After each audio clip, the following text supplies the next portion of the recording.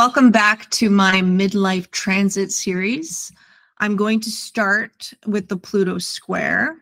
But before I go into what happens during your Pluto Square, I wanted to review Pluto's orbit around the sun and its relationship to other planets, because I think it's very important to understand experientially how astrologers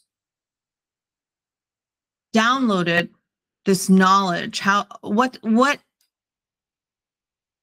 the awareness of the actual planet is in relationship to the solar system, and the relationship to Earth, and relationship to other planets, how that awareness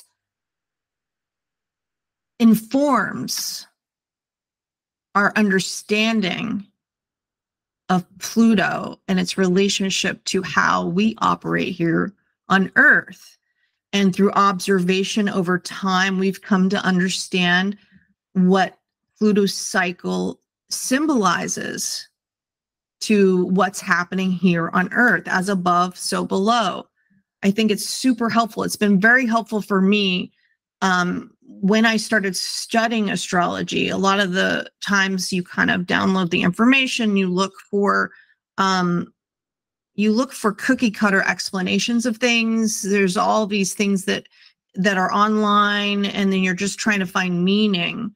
But to develop your own meaning and understanding of different cycles, it's very necessary, I think. It's not only study the mythology. The mythology is part of how we understand these cycles, but it's also about what's happening in the solar system and how that's informed our understanding of what's going down here and below, and the symbolism of that.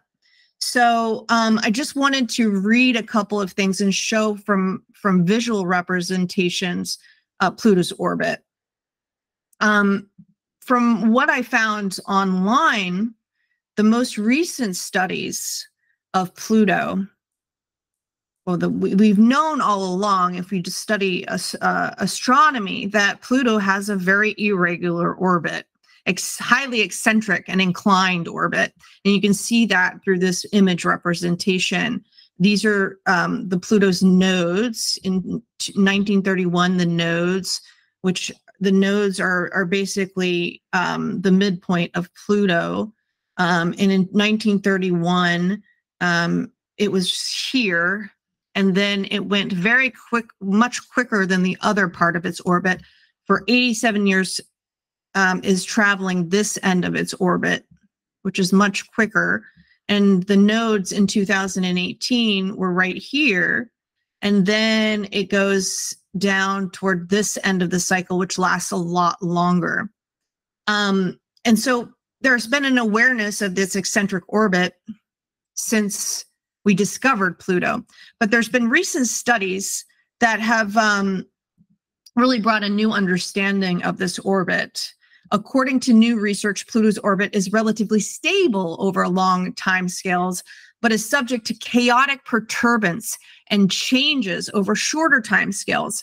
Now, this is very much resonant to me in how people describe the Pluto cycle, which is it comes into when it enters a new astrological sign, and the signs are based on seasons and in the tropical zodiac. So it's sort of aligned with the constellations, but not really. But as it enters a new sign, it's entering Aquarius, just dipped its toe in Aquarius after ending in Capricorn. It's still going back into Capricorn for one last time. And then it's entering Aquarius in a fuller for the next 20 years. They describe that beginning entry as a very chaotic, and as a way Pluto just basically decimates anything related to that astrological symbolism. So from it comes in and it disturbs everything and kind of annihilates anything around it. And the ways that you describe that from Pluto and Aquarius, Aquarius symbolizes technology, it symbolizes democracy, it symbolizes like authoritarianism. You know, there's both the positives and the negative descriptions of Aquarius as a symbolic of what Aquarius means. So as you can see, what's been happening is that we've been entering a new cycle. And we're at the end of one cycle and we're entering a new one. And it has been very chaotic. And technology for sure has been around for a very long time, but it's not until recently, especially with you know, the onset of COVID, that we've really had this realization that technology has gone kind of broad scale. Like we've been really trying to bring technology into every aspect of life. And we've come to an awareness that we really depend on technology. And not only do we depend on it, but we have not been paying too much attention or enough attention on who controls the technology, what kind of vulnerabilities we have with technology. Just recently with the whole CrowdStrike phenomenon, where an update just basically pulled down, banking systems, travel systems, all sorts of systems that we rely upon, and how easily that all came down. And as we're going into this new phase of, the world order, which has been very chaotic, and we've seen a lot of disruption in democracies, but also as democracies are not working anymore, and all of the, climate change and all of the things that we've been scaling through Pluto and Capricorn, which is basically growth. We're starting to see the ramifications of that. And so now it's like, oh God, this isn't working. And there's one point of view that says and glorifies technology and says it's going to save us. And then there's another opposite point of view that technology is horrible and it's going to be our downfall. Now there's probably somewhere in between that we can fall here, but right now we're seeing that disturbance, that chaotic disturbance as the entry point. If we look at it from a scale back history, one day we'll start to see and understand why we're going through those changes. But right now it's pretty chaotic. So I think that the discoveries and the new discoveries and the understanding of the orbits really help you understand how astrologers really describe Pluto and how it, kind of comes in and decimates one area of your life while it builds new foundations that can evolve and last sustainably over time. So another thing I wanted to point out about Pluto's orbit was that at the very beginning of the solar system, as this new hypothesis states, because they're trying to really figure out, well, why does Pluto have this irregular orbit? What they found, or what they hypothesized, is that its mean motion resonance by Neptune, which is like the gravitational pull of Neptune, this is how I understand it, pulled Pluto out into this orbit. And what's interesting really is this relationship that Pluto has with Neptune, which is something to contemplate.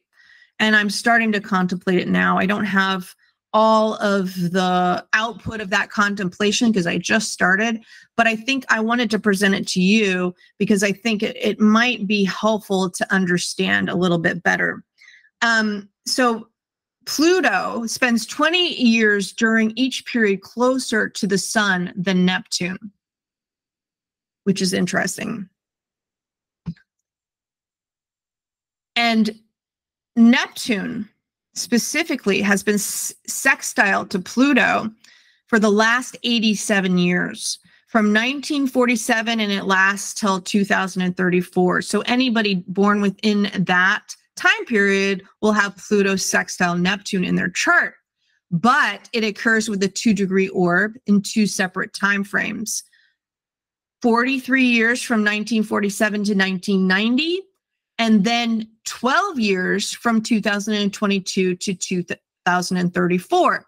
I thought that was really interesting because of the awareness that I have about Neptune can symbolize spiritual movements and religion and disillusionment and all sorts of things, but it's very tied to the spiritual awareness of life. And, from 1947 to 1990, I just wanted to go through some of the things that I, looked up, which was, we had the Great Awakening in the 1950s, which transitioned into the New Age movement of the 1960s. And in the 1990s, we had the religious right that was born. And, there was this big break. And I know that there was a lot of religious happenings and especially religious extremism that happened in between. But I thought it was very interesting that we had this long break where, we had more of a scientific mindset, technology awakening, a lot of things that happened between 1990 and 2022. Now it's back into a 2-degree orb from 2022 to 2034. And it makes me curious, and I think I've heard astrologers talk about this, is there going to be a new awakening of spirituality? Because right now we're seeing a lot of the extremism in religious movements, when it's like, okay, we've got to go back to this religious, extremism that we had. I liken it to kind of similar to what's happened in the Mideast at times, which is very shocking to me that people don't see the familiar themes. What is one is bad and the other is good. I don't really quite get how they view that. It's like, my God is better than your God. But I think there's got to be some kind of coming back or a resurgence of something new, because it seems like we're going back into the old ages, which I don't think is really going to happen unless, these extremist movements make a leeway. I have a hard time seeing that, but who knows with some of the things that are happening today. I really hope it doesn't. But are we going to have a resurgence of something new come into our awareness that brings us closer to a new understanding of what's beyond spirituality, some kind of form of a new resurgence of something that is kind of rejuvenates us and makes us feel closer to source than, within these great movements that have happened in prior history. I just can't see us going back, but I don't know. So that's something I think is interesting to think about. And I think that's all I wanted to say about that. So let's go into the Pluto Square. So I'm going to be using a lot of my source knowledge about Pluto is from Jeffrey Wolf Green's Pluto book, The Evolutionary Journey of the Soul. It's something that I discovered really early on in my astrology journey. And it was something that just really pulled me in a big way. And if you get a chance, I would encourage you to buy these books. There's 2 of them. One is about relationships and one is more about your own journey. It really is such a wonderful meditation on Pluto and Pluto through the generations. So I'm going to read a little bit from that book. I studied evolutionary astrology, and that's my frame of reference to a lot of astrology, although I've, broadened it since then. In evolutionary astrology, Pluto is symbolic of our soul and represents our desires to evolve.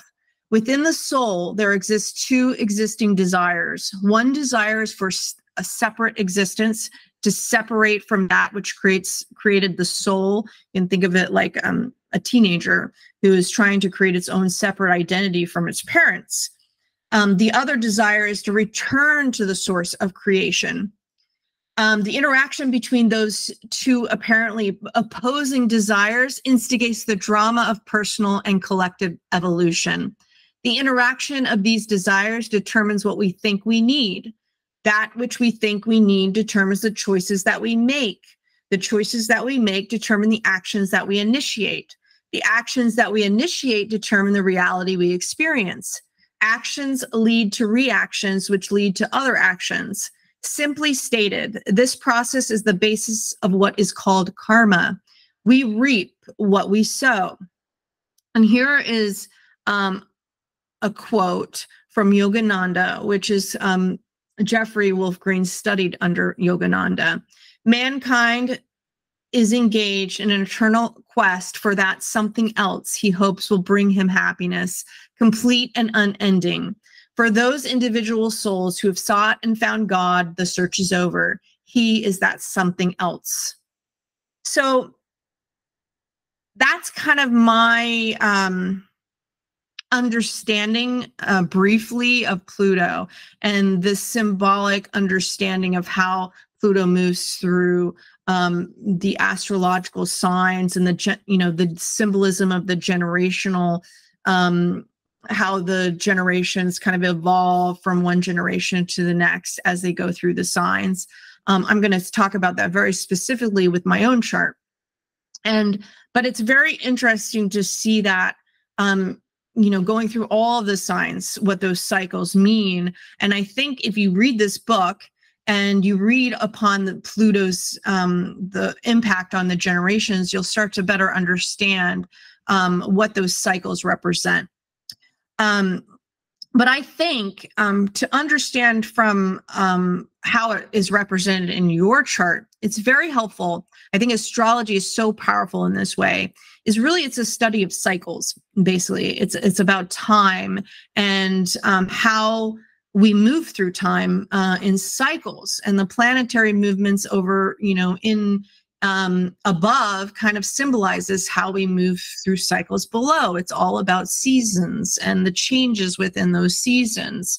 There's so much to discover in those cycles. So what I would say, the Pluto Square is, because of the irregular orbit, will happen in somebody's life anywhere between the age of 36 and 45. But this is the Pluto Square. Before that time, you can look at Pluto in your life in different phases. Now, it's not going to be, it's such a slow moving planet that you're unlikely to experience just a few transits to Pluto. In other planets, you can explore this a lot more over time because they move quicker. But you can look at Pluto sextile Pluto, Pluto semi-square Pluto, Pluto, then squaring itself, which we're going to look at right now. And then there's a Pluto trining Pluto, and then there's Pluto sessi squaring Pluto. And most people do not live until their Pluto opposition, which happens around 100. If you're 100 years of age, you will see that cycle, but many people don't reach that age. But when I came into astrology, my first real entry point into really understanding how astrology was helpful in me understanding the journey of my life was in a Chiron course. And as part of that course, we were challenged to look at Chiron's cycle. And it was really helpful for me to understand my past in relation to these cycles. So I would definitely encourage anybody who wants to understand the Pluto Square to really look at the past cycles in your life to see what was representative in your life since then. But basically, I just wanted to go over Pluto Squares, really that point in midlife when we're confronting what needs to transform in our life. Since the Saturn return, when we became a little bit more aware of our responsibilities and our need to follow what our peer group was doing to become more responsible for our life, we reach a point after the Saturn return when we really did invest a lot in building a foundation that fits a little bit more into our peer group, into society, where we're confronting our power and we're confronting some of those shadows that maybe we didn't deal with since childhood, really. And it's bringing up those tension of what Pluto represents for us in our chart. I'm going to go over the cycle for myself so that you can get some orientation about how to look at it in your own chart. And if you still have problems with that, it's really important for you to understand your natal chart, to really understand what it is that your soul is here to experience and is here to develop, because it really starts with the natal chart. So I would recommend getting a reading. I do readings, but there's a lot of people that do readings. So get a good reading, a foundational reading, to better understand that. And then there's also astrologers that can help you go through these cycles with you, so that you can have a better understanding of the cycles. I do that as well, but there are plenty of astrologers out there that do it. So I wanted to kind of orient you to that. It's basically, it's your first time since your Saturn return that you're really confronting some of the things that you've put in place, and you're sometimes reaching kind of a turning point of personal power. And what that power is about can be both positive and negative experiences. So I'm just going to walk you through kind of what has happened in my life. So I tried to simplify this chart a lot more, but I just wanted to orient you to what these arrows are. Basically, this is Pluto. My Pluto is retrograde, which means something in the 12th house. It's in Libra. Generationally, I am part of the Pluto in Libra generation. But personally, it's personalized in my chart in the 12th house, and it's retrograde. We'll go over what that means in a minute. I'll just briefly describe that. But I wanted to orient you to my own Pluto. And then Pluto is ruled by Venus, and because it's in Libra, and Libra is ruled by Venus. So this is where Venus is in my chart. This is the first hit of my Pluto square. It's in the 6th house in Aries right now in this cycle. And then here, the transiting Pluto, this is a square. It's transiting in my 3rd house in Capricorn. And Capricorn is ruled by Saturn. And Saturn's here in my 1st house in Libra, which is interesting. It's the last degree of Libra. It, too, is ruled by Venus. Now, Venus is ruled by Mars. And Mars, in my chart, is opposite Saturn. So that means something else. And there's a lot of different things that you can look at in your chart. I'm going to go through some of them. I don't want to get it too complex here, but I just wanted to orient you to how you can look at these cycles in your own chart. So basically, was a sound that went off, excuse me. Basically, just wanted to talk about this, what Pluto in Libra generationally means. It's a cardinal sign. It represents a new cycle for our generation. Pluto in Libra generation is at the lower end of the Gen X generation. It straddles Pluto in Virgo and Pluto in Libra. These individuals have been learning to develop an objective awareness of themselves and to understand their sense of individuality in a social context. In addition, they have been learning the lessons of equality, relativity, and listening, learning to participate in relationships as equals. And so that's generationally what my generation has been developing, really looking at extremes. Libra is, they talk about Libra as being a sign of balance, but it's really in the extremes that we find balance. What is our responsibility to the social group? What is our responsibility in relationships? How do we relate? How are we an individual to the group setting? All of those themes play out. I remember when I was a young girl, the feminist movement was just kind of coming into more and more of a fervor. It was happening before my time, but I remember very young reading a lot of feminist literature for whatever reason. It was much on my mind. Both of my parents worked, But my mom went to school most of those times, but there was definite power struggles in that relationship. So I had my own view of what relationship was. It was a very negative view in my experience. They fought a lot about power and who was responsible for what. My dad was from a generation where the males, took the lead, and my mom wanted my father to take the lead, but she also wanted her own life. They were Pluto and Leo. They were self-actualizing. So there was a lot of themes that grew up, that we grew up with in this time. There was divorce was more attainable at that time. It didn't have there was a lot of liberation, female liberation during that time, and relationships were going through changes, and we weren't, all like stuck in, I remember watching the Beaver Cleaver show, all of those things that had this idealistic spin on relationships, but those were changing during our time.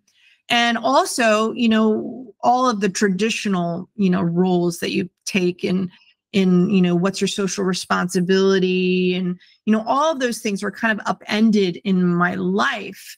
And so I see that themes now playing out in my consciousness. But Pluto in the 12th house, specifically for me, Pluto is in retrograde. So when planets are in retrograde, they have a different spin on things. They are trying to fit in with the consensus, but they don't fit in the consensus even more. So it's an interesting way to look at and to add nuance to what Pluto means to me as far as personally in my life. But Pluto in the 12th house, people have had prior evolutionary intent or desire to align themselves with some type of transcendental belief system in order to realize the unity of all creation and to see or experience their own individuality as an extension of the source of creation. In so doing, they can spiritualize all aspects of their lives. And so what's interesting about that is I was from a very religious family, evangelical family. And so you could say some people in evolutionary astrology, they talk about past lives even before this life. But I also think that you could see these themes play out just in this life. The past of this life, you could think of it as a past life. I feel that way. I came from a huge family, a family of 9 kids. And my mom was deeply religious. Everybody was going to hell except for her and her religious group.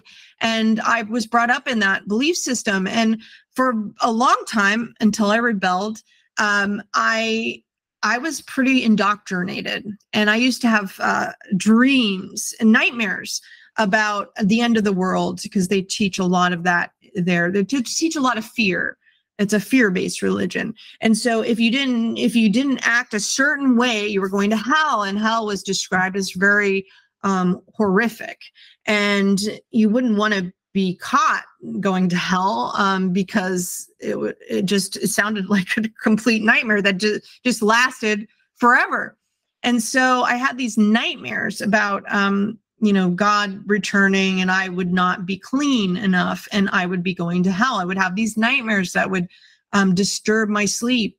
And so, Pluto in the 12th is about these belief systems and trying to, having prior lives of being in tune with source, but also needing to separate from that. So going through periods of disorientation. They describe it. He describes it in this book. Disorientation that brings you back into awareness. That he describes the cycle as deepening in your separation from this being consumed by source. You kind of come into a deeper understanding of what that means to merge with source, or to go back to source by bringing you into a separated, objectified understanding. Is really deepening that. So you can go through phases of being indoctrinated into these belief systems, or being, going into artificial forms of trying to return to source. Like, addiction and things like that, which I also had in my life. So, I've gone through different cycles of being, drug into these artificial ways of connecting to source, into these pretty, now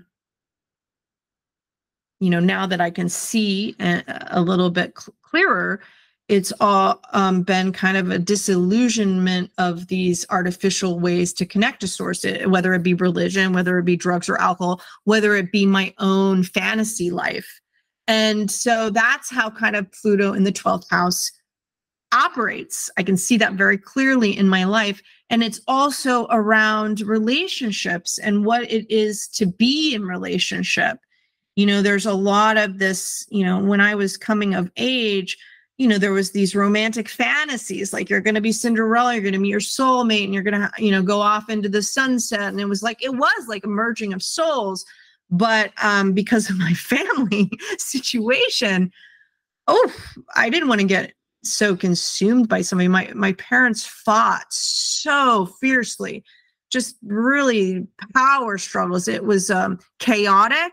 And it was not a great experience. My whole family was just warring with each other and a lot of conflict. I didn't want that.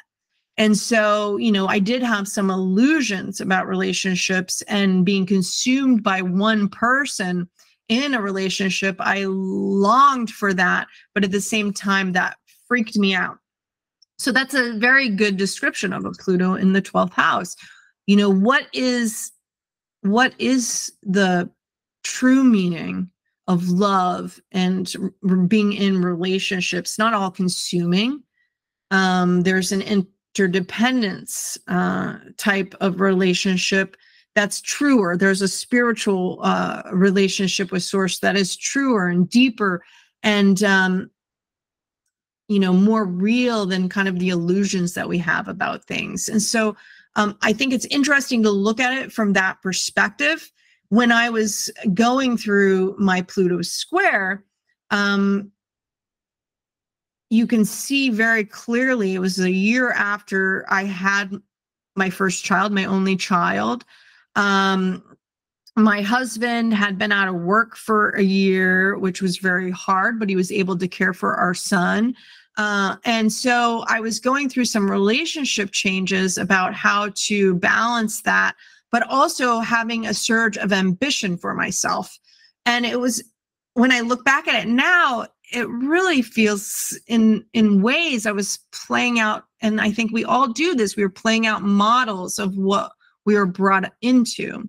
And so it's almost like I was replaying some of what my family went through and coming up against my own conflicts of that. And at the time, I was not consciously aware of this at all. I was just going through my life and responding to life as, kind of asleep, in my life. But if you see, the themes of the chart, when you look at it closer and when you look at the symbolism, there was this part of me that I entered a triathlon at that time. My son was barely a year and a half. It was like, I'm going to do this thing. I'm going to be powerful. I'm going to succeed. I came into some power struggles at work that launched me into this new trajectory of leadership. And it's interesting to look at this from an astrological point of view, because Saturn was in my first house. It was very near my natal Uranus, and it was opposing Jupiter in my 7th house. So there was like this struggle.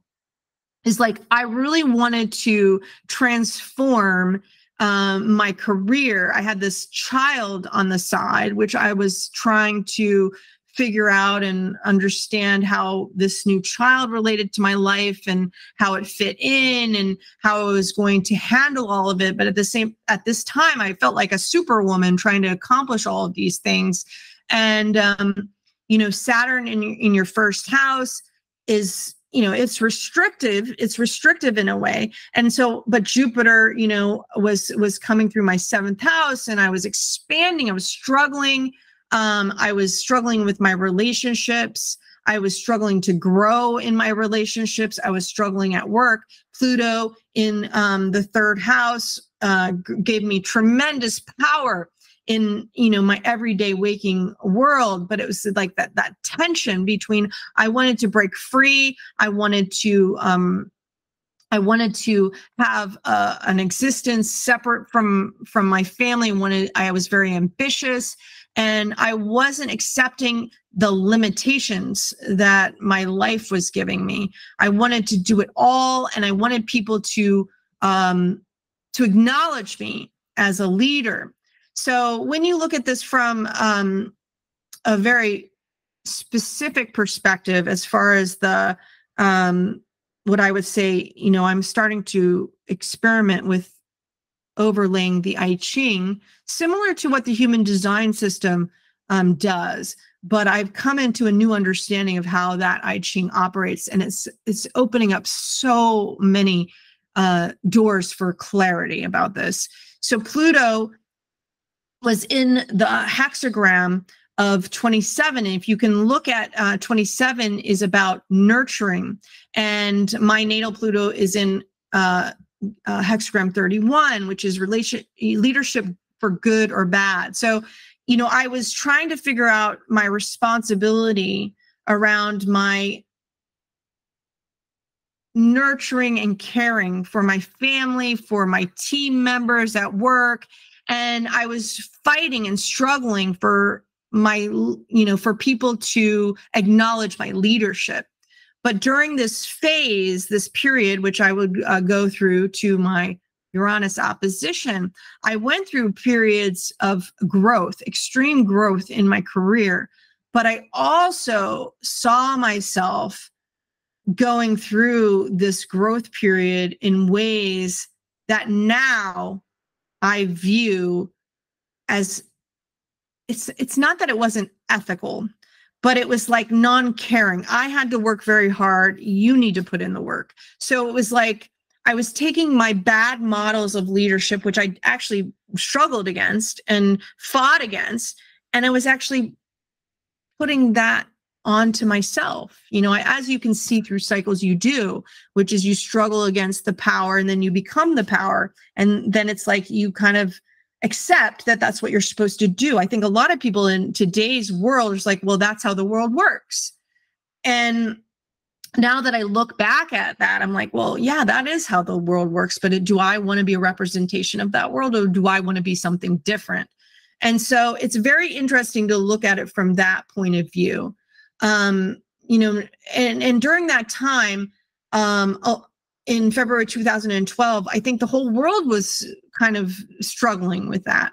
It's like, we had Obama was in power. We had the Affordable Care Act come out. Obama supports gay marriage. There was a killing of Trayvon Martin. So there was a lot of symbolism in this very specific hexagram of Pluto, which is, hey, wait a minute. We need to think about everyone. We need to add more care to our country. We need to think about, the circumstances of how we treat minorities, how we treat people who are different from us, people who are gay. We need to treat people who need health, care. There was just a lot of things that we started to think about, which is, are we going to be caring and nurturing for everyone, or is our caring and nurturing limited to a certain group? So that's the kind of themes that I saw represented in the microcosm of my life, but also represented in the world at large. So there's a lot of other things that I could go through in this chart, but it was very clearly a time when I was like, what am I going to do in my own personal life? What are my ambitions versus, the separation of myself versus my responsibilities and my higher level responsibilities to my family and to my spiritual growth and to the other people that are in my community. So I think that is kind of a little bit of a tease about how you can look at the cycles in your own chart, and you can start to understand, okay, well, what was this time period, and what was I struggling with? And then you can look at it from a larger point of view to your other different planetary cycles. Sometimes they blend in. Sometimes it's hard to tell what's one versus the other, but I think it's helpful to understand it from, the longer cycles, like a Pluto Square. That was the beginning of the midlife transits, and then all the way to, something like Uranus opposition, and then the ending of that, which is the Chiron return, which I just had. So when you look at it from that perspective, you can really start to deepen your understanding of your natal chart and what it is you're here to develop. And you can kind of create kind of a wider lens perspective of your life, and it can inform you on where you're going next, and you can create a more cohesive, constructive way to what it is that your chart is hinting at, that you're trying to develop. You can really use your chart in a more constructive way to help yourself understand these cycles, and to also focus your attention on the right things. Because when I was going through all of these things, I had no idea. I was just kind of like, in the world, just responding to life. I was drinking way too much during this time. I was very asleep. A lot of things that happened in my life in this period to now, until my Uranus opposition, for sure, were just me struggling and repeating a similar cycles that my parents repeated. It was different, of course, but there were still a lot of the themes that I was just responding to and reacting to based on the models that I grew up with, which is a little bit more understandable when you look at the whole series. But I hope that gives you a little bit of a context about how you can look at the Pluto Square in your own life, and to look at it from a perspective of what it is that I'm here to do. What is this, this transit really helping me to develop during this time, so that I can look at, the future transits with a clearer eye, and help, kind of put, some control over how, or awareness of how your soul is trying to develop, so that you can be proactive about the things that you're doing, so that you can make these transits and cycles work for you rather than, against you, or, kind of putting you in a place where you're like decimated and in the most horrific ways. And you have to kind of pick up the pieces. There's some things that you're just going to have to go through, of course, but I think it's just super helpful to have some more awareness about these cycles, and really use these cycles in a way that helps rather than hinders you. So I hope that was helpful, and I'll see you next for the next transit. Bye.